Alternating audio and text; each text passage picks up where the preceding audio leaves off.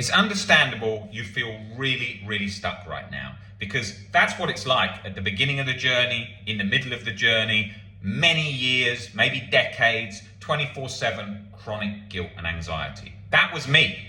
I was in that position for years.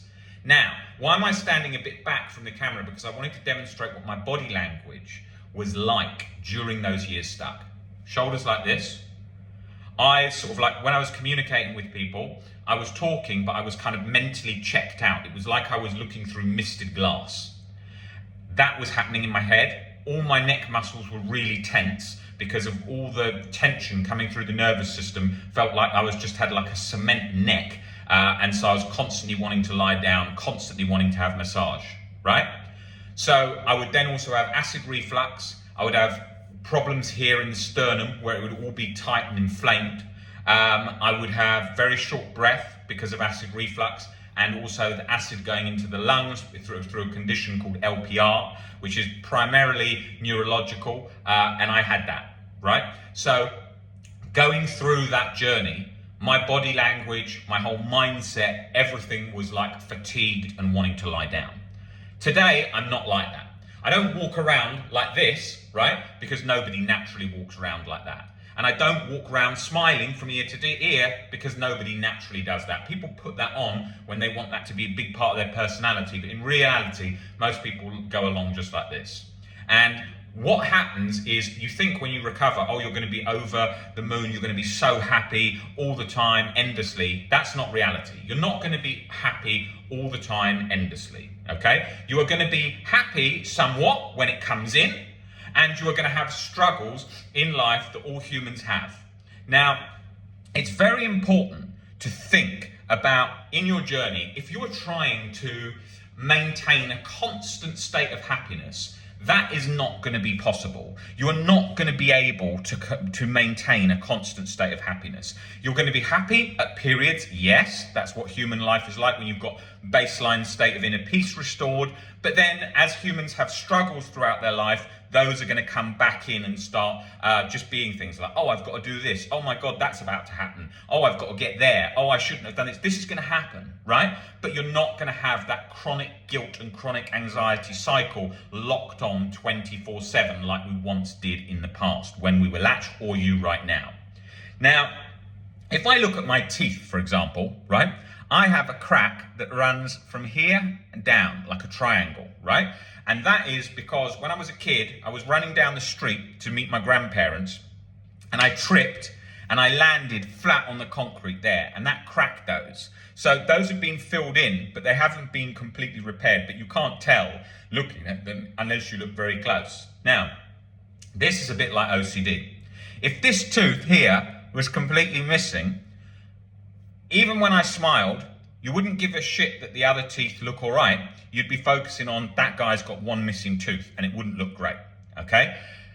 OCD recovery is like that, in the sense that the broken tooth is the genetic, most likely OCD that's in there, right? Somewhere genetic, it's most likely in there. There's that crack, but you can't see it, right? Because it's been repaired by the recovery work, and now it looks completely fine. Now, when I was struggling, there was a gap. There would be a missing tooth, right? Because complete struggle going on.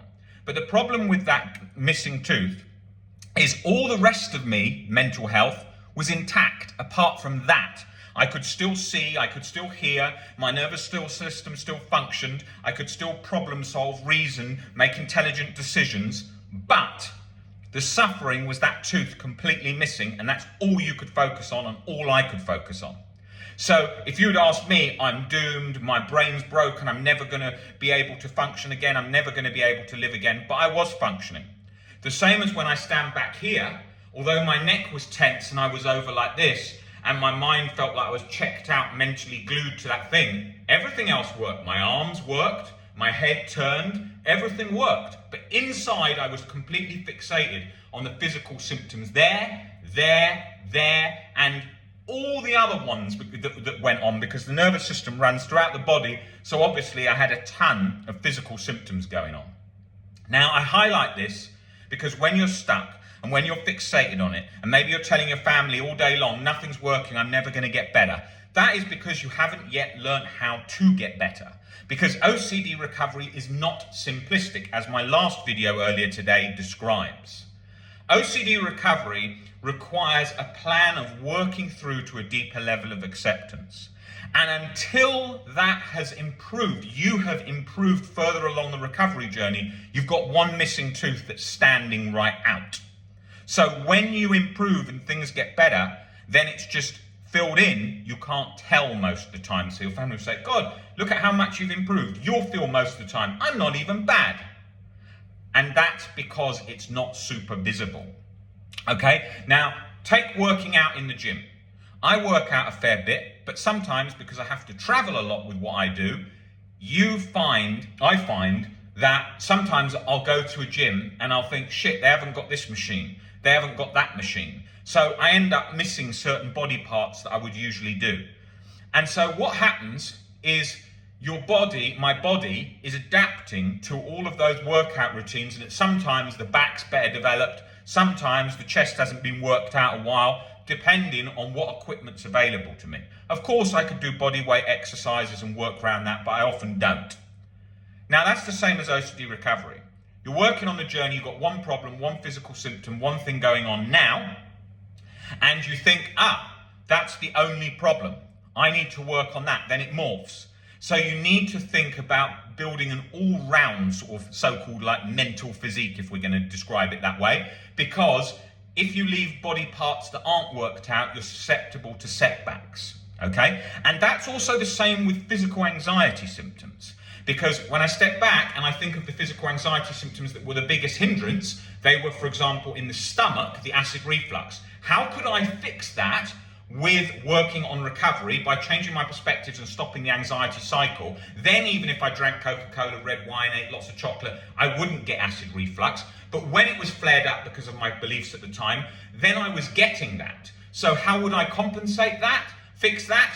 Eat healthier, drink more water, cut out fizzy drinks, reduce alcohol consumption and caffeine consumption. Improved it, didn't make it was so bad that I was waking up during the night.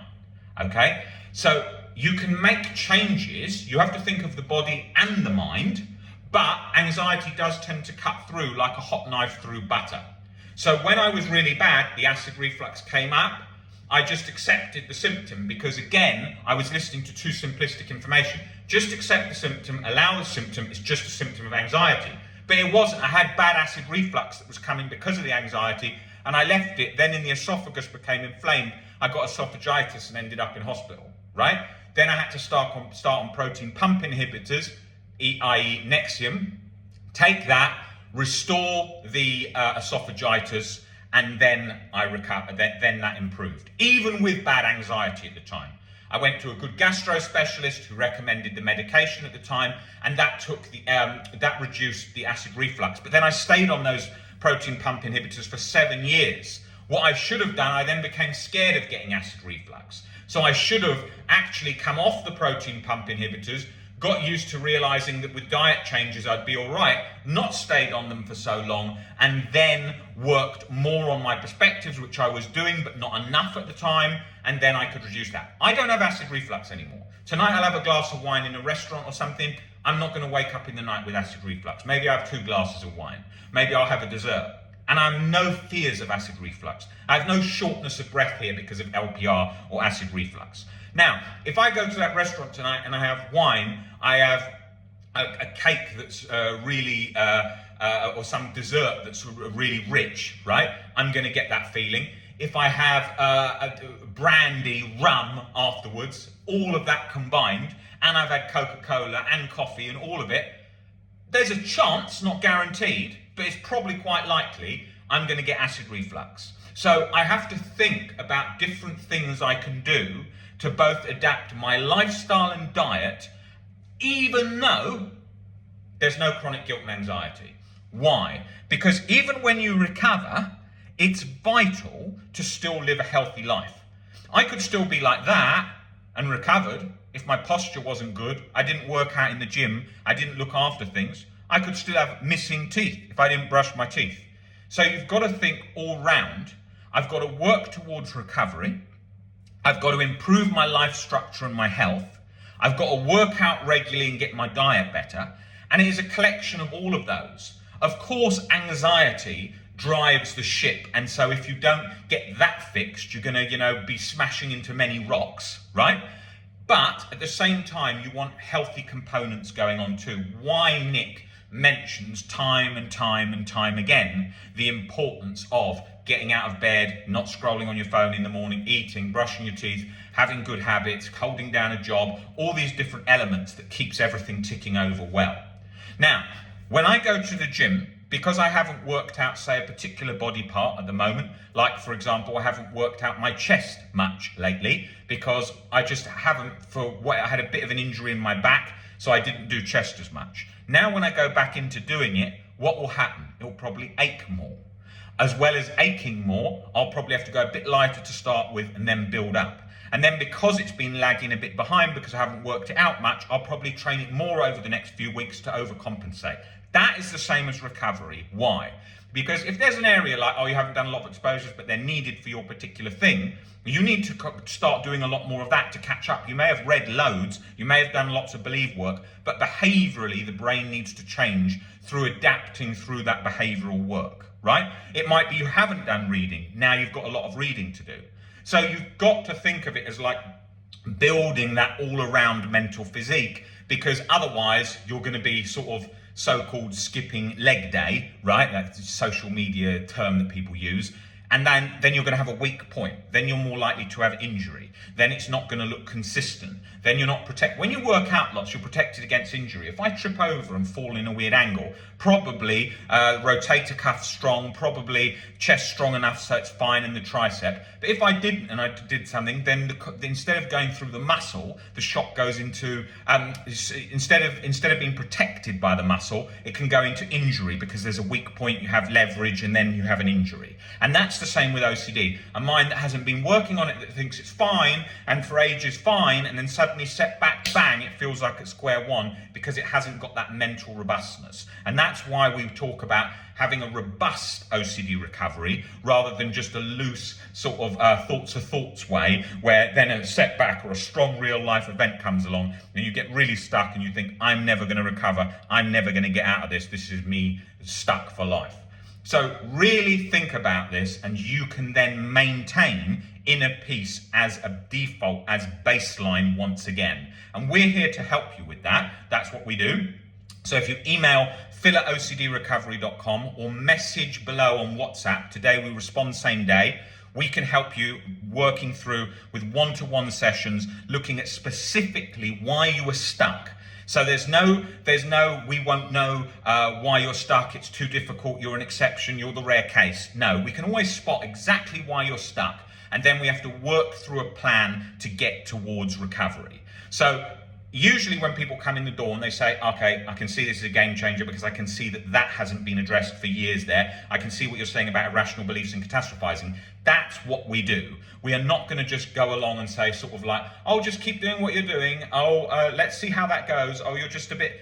We're looking at specifically why you are stuck, why that is being maintained long term. And that is so key because for too often people are going exposure to exposure, sitting with symptoms, mindfulness, over and over for years, whilst they feel like they're simmering away in cortisol soup with chronic guilt and anxiety just in the background 24/7. So we want to look at exactly why that is, and then put together a plan of action and work through those steps so that baseline peace is restored once again.